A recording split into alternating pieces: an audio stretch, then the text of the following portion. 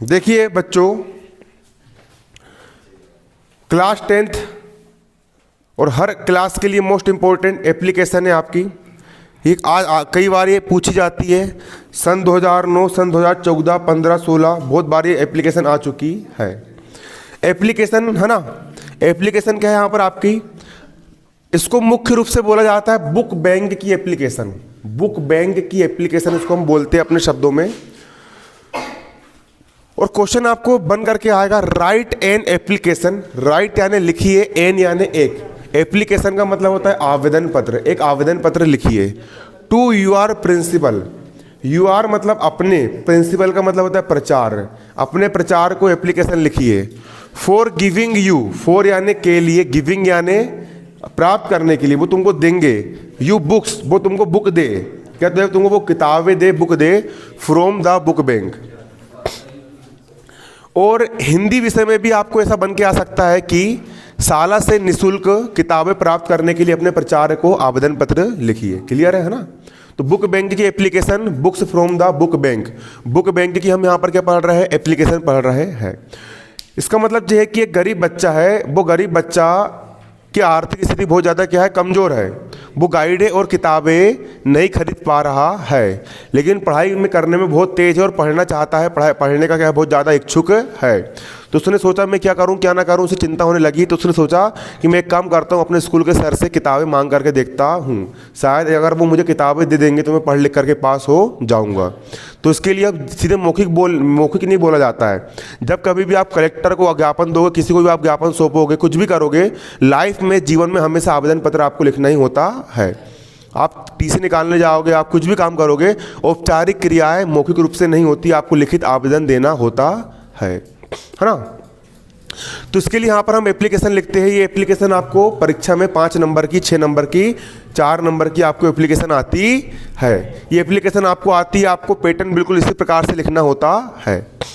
देखिए सबसे पहले यहाँ पर हम लिखते हैं टू का मतलब होता है प्रति। विशेषता यहाँ पर टी हमेशा कैपिटल रहेगा और यहाँ पर कोमा लगाना है। फिर द प्रिंसिपल, प्रिंसिपल का पी कैपिटल रखना है और यहाँ पर कोमा लगाना है। कई सारे बच्चे यहाँ कोमल लगाते हैं और पी स्मॉल कर देते हैं, है ना, मतलब प्रति प्रचार महोदय जी। इसके बाद यदि स्कूल का नाम यदि क्वेश्चन में दिया रहेगा तो उसी स्कूल के नाम को आपको यहाँ पर लिखना है, और स्कूल का नाम यदि क्वेश्चन में नहीं दिया रहेगा तो आप अपने स्कूल का नाम भी लिख सकते हो। गवर्नमेंट हाई सेकेंडरी स्कूल, यहाँ पर छिंदवाड़ा। क्लियर है।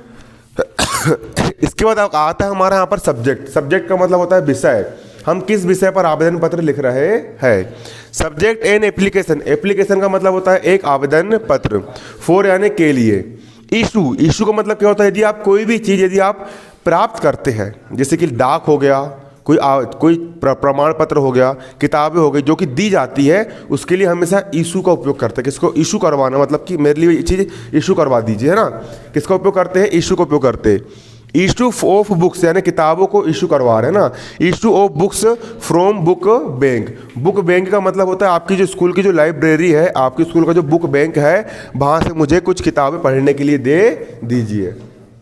आपके बड़े स्कूल में बुक बैंक है ना, लाइब्रेरी है, वहाँ पर किताबें आपको पढ़ना है। चाणक्य नीति, ये सारी जितनी भी जो होती है वो सारे आप वहाँ पर जाकर के खान सर है, उनसे जाकर के आप बोल सकते हो कि सर हम पढ़ना चाहते हैं, वो आपको 2-3 महीने के लिए पढ़ने के लिए दे देंगे। कितनी सारी बुक नहीं है अपने बड़े स्कूल में, पूरी किताबें वहाँ पे मिल जाएगी, है ना। सब्जेक्ट एंड एप्लीकेशन, हल्ला नहीं है ना। Subject and application for books, subject and application for issue of books. Issue of books, books हम इशू करवा रहे हैं फ्रॉम बुक बैंक, यानी बुक बैंक से हम बुक क्या करवा रहे हैं, इशू करवा रहे हैं। अब रिस्पेक्टेड सर मतलब आदरणीय महोदय जी। यहाँ तक जो रहेगा ना हर एप्लीकेशन में सेम रहेगा। कोई ऐसी एप्लीकेशन आगे जो आप याद करके नहीं गए हो तो आप इतना वहाँ पे लिख दोगे, सब्जेक्ट आप वहीं से देख करके आप लिख दोगे।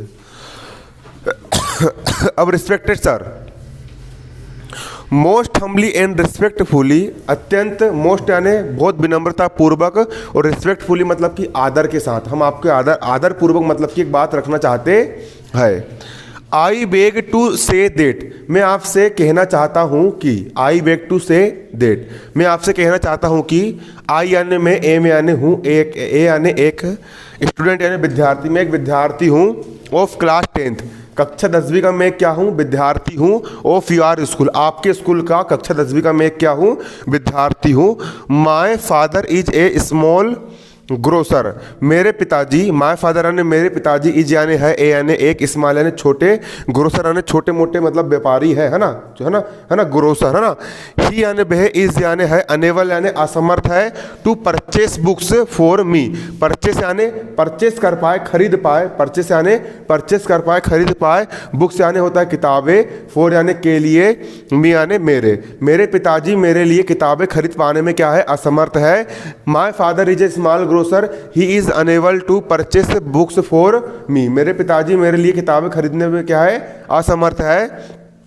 सो यानी इसीलिए आई यानी मैं, रिक्वेस्ट यानी आपसे निवेदन करता हूँ, टू यू यानी आपसे, काइंडली यानी कृपया, काइंडली मतलब दयालु का, दयालु का मतलब होता है काइंड, है ना, काइंडली मतलब क्या होता है, दयालु, है ना, काइंडली टू इशू मी, है ना, काइंडली टू इशू मी, है ना, इशू मतलब कि मुझे दे दीजिए, द कोर्स बुक्स यानी कोर्स की जितनी भी किताब है वो किताब है, from the book bank, school का जो बुक बैंक है वहाँ से निकाल करके मुझे किताबें दे दीजिए।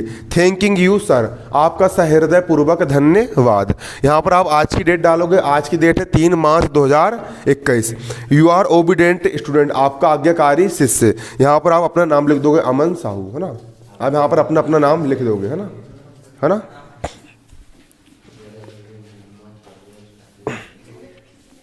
बनेगी एप्लीकेशन, नहीं बनेगी?